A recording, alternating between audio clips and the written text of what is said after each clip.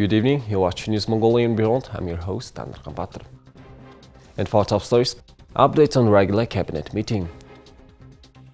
The demand for a 30% pay increase for energy sector workers has been submitted. And 300 million MNT fraud related to coins were reported last week. And for the news, stay tuned.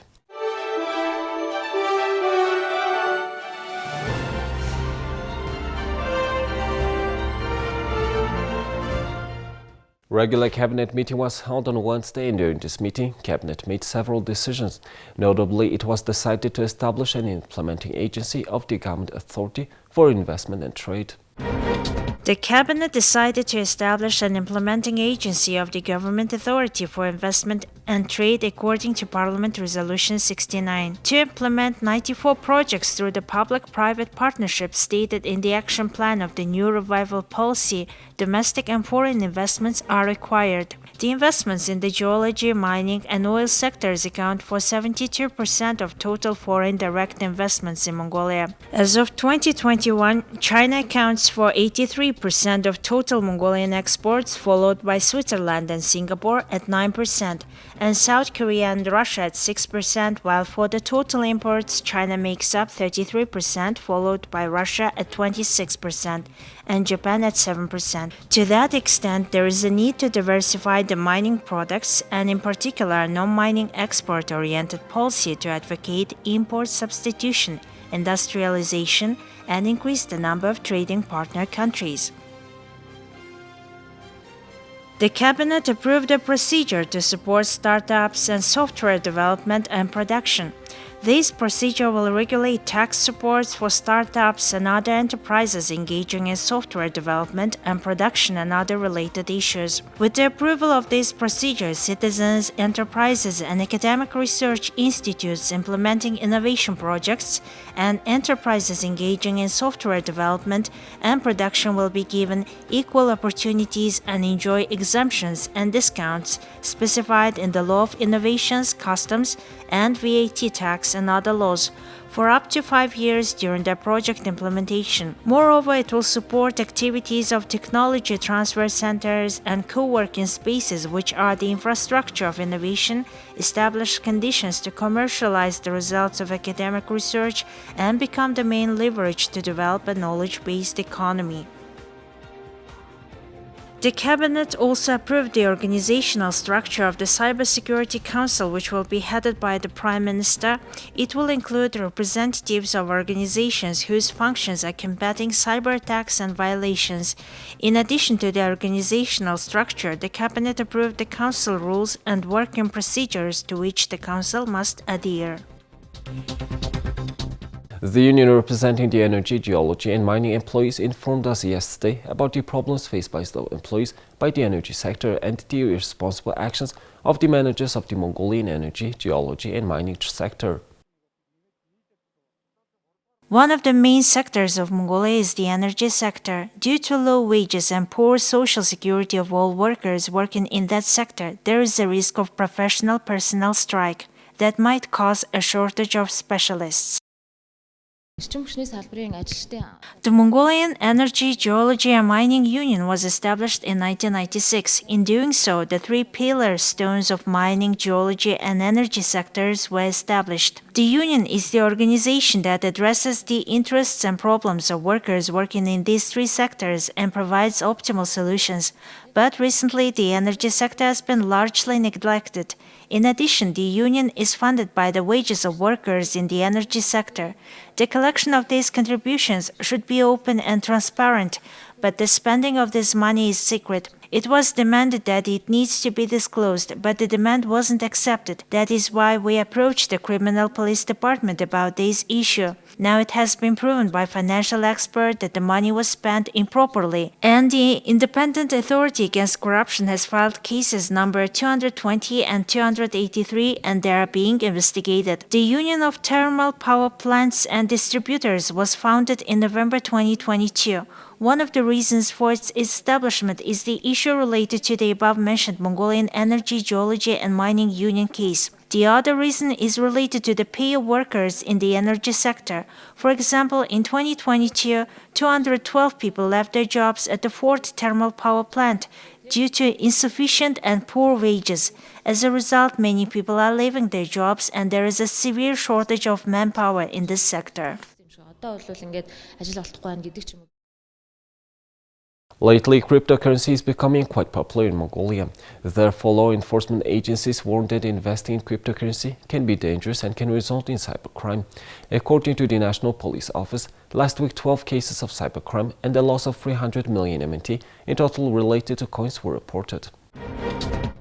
Many people believe that cryptocurrency will be used as the digital currency in the future. Therefore, the popularity of crypto is increasing day by day, causing a risk for some people to become victims of cybercrime and fraud. The National Police Office reports that in 2020, 9 cases of cybercrime related to cryptocurrency was reported.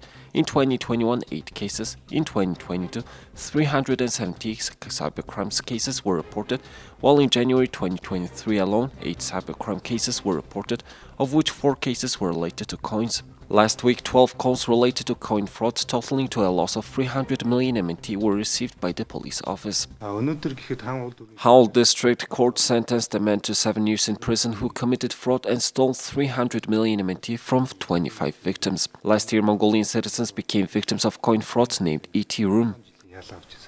There was a cybercrime in which people stole coins by hacking into their account, by creating fake groups and registering people's account names and collecting passwords. There is no technology that is completely free from possible cyber attacks. Cryptocurrency and especially coins play a vital role in cybercrimes.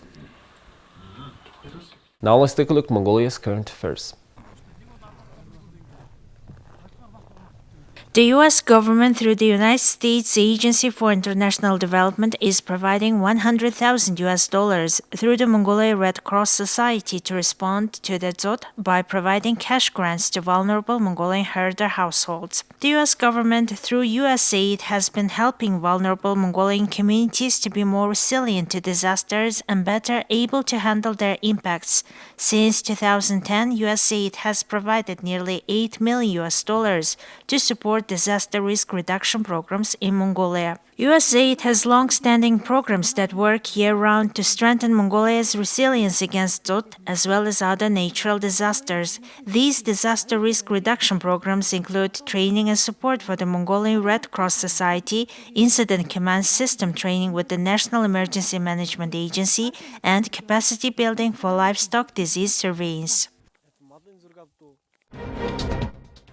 The State Grade Toral decided to export sorted cashmere starting from this spring. Before that, most of the cashmere produced in our country was washed and exported to China. But now one more stage will be done in Mongolian factories and exported. In this way, more than 4,000 to 5,000 people will get new jobs in the cashmere industry, and the flow of foreign currency into our country will increase. In connection with this government's decision, national manufacturers expanded their factories and increased their technical capacity to separate the cashmere. Our country produces more than 10,000 tons of cashmere annually. Experts explain that it is completely possible to sort cashmere by size. Officials also informed that the farmers have agreed not to reduce the price of cashmere from the current Mongolian tugrux 100,000 per kilogram.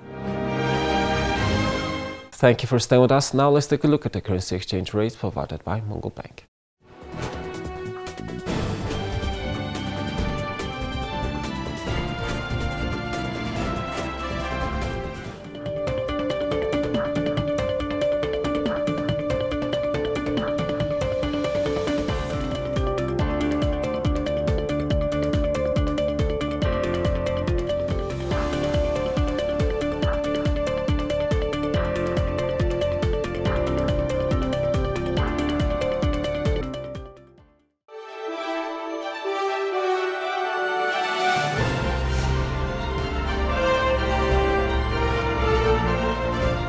Here's the international news from our partner agencies. UK Prime Minister Rishi Sunak on Wednesday called on the opposition Labour Party to denounce strike action being taken nationwide and back our school children. The opposition, Keir Starmer. Thousands of schools in the United Kingdom closed some or all of their classrooms. Train services were paralyzed and delays were expected at the airports Wednesday in what was shaping up to be the biggest day of industrial action Britain has seen in more than a decade. Unions have been stepping up pressure on the government to demand better pay amid a cost of living crisis. The Trades Union Congress, a federation of unions, estimated that up to 500,000 workers, including teachers, university staff, civil servants, border officials, and train and bus drivers will walk out of their jobs across the country. More action, including by nurses and ambulance workers, is planned for the coming days and weeks. After 13 years in power, trying to blame the Labour Party for his failure to sort out the strikes it's rank pathetic. The Tory party's addiction to sleaze and scandal has done huge damage to this country, and the cost to the public keeps adding up. We've got a justice system letting murderers walk the streets, heart attack victims waiting hours for an ambulance, an economy that's shrinking quicker than his leadership. And even I couldn't quite believe it when I saw that his government is expecting taxpayers to pay the legal fees for the member for Uxbridge defending himself over his lockdown rule breaking. £250,000. Surely even this Prime Minister can put his foot down, stand up to his old boss and tell him he made the mess, he can pick up the bill. Mr. Speaker, he can't stand up to his union bosses. He can't stand up for Britain's school children today. And he can't stand up for the women in his party, Mr. Speaker. We're getting on, we're halving inflation, we're growing the economy, we're reducing debt, we're cutting waiting lists, and we're stopping the boat. While he can't even figure out what he believes in, we'll keep delivering for Britain. Is the Prime Minister going to get a grip and negotiate with working people, or does he intend being remembered as the PM who silenced and sacked hard-working nurses, paramedics, teachers, rail workers and firefighters in a cost-of-living crisis? Starmer also pressed the Prime Minister to clarify the timeline for the developments leading up to the dismissal of his party's chairman over his tax affairs, while the Prime Minister criticized the opposition leader for his stance on a bill that would increase the powers of police vis-à-vis protesters. The gold price in Japan continues appreciating and recently hit a record high, reaching 8,977 yen per gram as the retail price of gold jewelries continued to go up. In recent months, more Japanese tended to buy gold products, especially gold bars. In addition, gold handicrafts including gold boat, gold dragon, and gold chess also gained popularity among Japanese consumers. The country also saw an increase in the number of people selling their holding gold and gold products. Many people rushed to gold stores to consult and evaluate the gold jewelries and coins they bought several decades ago. Analysts said that the increasing gold price in US dollars and rising international gold price have become the main reason for the record high gold price in Japan. Meanwhile, under the surging prices, some Japanese people chose to buy gold as a hedge against inflation.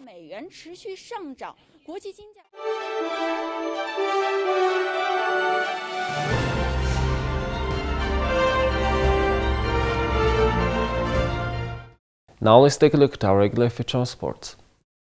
Tom Brady says he's retiring for good from football, ending a storied 23-year NFL career, during which the star quarterback won several Super Bowls and set numerous records. Tom Brady announced his decision Wednesday on social media, saying he wouldn't change a thing about his career. Brady, 45, also announced he was retiring on February 1st, 2022, before changing his mind 40 days later and returning to play this past season with the Tampa Bay Buccaneers. Good morning, guys. I'll get to the point right away. I'm retiring for good. I know the process was a pretty big deal last time, so when I woke up this morning, I figured I'd just press record and let you guys know first. So I won't be long-winded. Like, you only get one super emotional retirement essay, and I used mine up last year, so Really, thank you guys so much, to every single one of you, for supporting me. My family, my friends, my teammates, my competitors. I could go on forever, there's too many. Thank you guys for allowing me to live my absolute dream. I wouldn't change a thing. Love you all. Brady, who won 6 Super Bowls with the New England Patriots and 1 with the Buccaneers, ends his career as the NFL's leader in career passing yards and touchdown passes. The 3-time league MVP passed for 4,694 yards, 3rd most in the NFL, and 25 touchdowns this past season, his 3rd with Tampa Bay. Brady is the only player to win more than 5 Super Bowls and has been named Super Bowl MVP 5 times. LeBron James has climbed into 4th place on the NBA's assist list as he closes in on becoming the league's career scoring leader. LeBron James passed both Mark Jackson and Steve Nash in the 4th quarter of the Lakers games against the New York Knicks on Tuesday. His 10,336 assists came on Thomas Bryant's dunk with less than 10 minutes remaining. James finished the game with 11 assists, giving him 10,338 for his career as the Lakers outlasted the Knicks 129-123 in overtime. What makes him so special? It's amazing because that's just what I love to do, and get my guys involved, and trying to put the ball on time and on target with my guys throughout the course of my career, and with another great group that allows me to see the space and see the floor, and I'm able to get it to them and try to get it to them, with the right type of pass, and but they have to make the shots, and they've done a great job of that. Not only this season, but over the course of my career. So it's pretty cool. And anytime you link with some of the greats, Mark Jackson played here, was drafted here by the Knicks. So super cool thing. And obviously we know with Nash was, I played against him for many, many years, and his ability to pass the ball was very uncanny. In addition to pulling down 10 boards, James also scored 28 points, leaving him just 89 away from surpassing Kareem Abdul-Jabbar for the NBA's career record. It was James' first game at Madison Square Garden since January 2020. He missed 1 game because of injury and then was suspended last season after striking Detroit's Isaiah Stewart in the face. Here's the weather forecast of world's major cities.